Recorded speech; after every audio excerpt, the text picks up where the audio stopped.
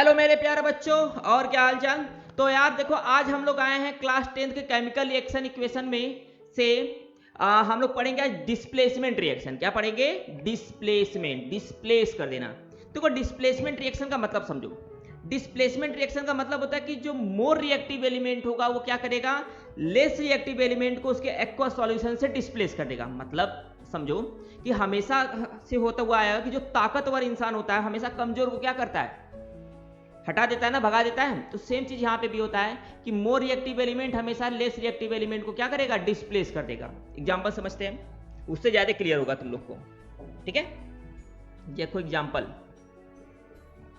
जैसे कि, कैसे कि, जैसे कि अगर हम जिंक को कॉपर सल्फेट से रिएक्शन कराएंगे तो देखो जिंक की रिएक्टिविटी ज्यादा होता है, कॉपर का रिएक्टिविटी कम होता है।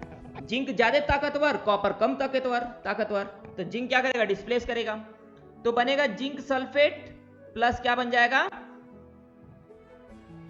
कॉपर बन जाएगा। क्या बन जाएगा, जिंक सल्फेट प्लस कॉपर। देखो बेचारा भी जुड़ा हुआ था, मार के भगा दिया उसको। एक एग्जांपल और समझते हैं। जैसे मान लो कि मैंने क्या, Fe को रिएक्शन करा दिया H2SO4 से, तो आयरन की रिएक्टिविटी ज्यादा, हाइड्रोजन का कम।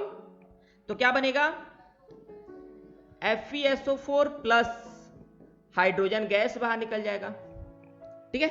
अच्छा, यहां पे तुम्हारे लिए क्वेश्चन है कि जो हाइड्रोजन गैस है वो हम कंफर्म कैसे करेंगे कि वो हाइड्रोजन गैस ही निकल रहा है। ठीक है।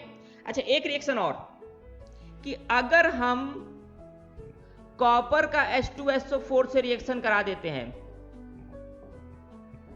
तो ये क्या हो जाएगा, नो रिएक्शन। ये रिएक्शन नहीं होगा। ठीक है, क्योंकि कॉपर की रिएक्टिविटी हाइड्रोजन से कम है।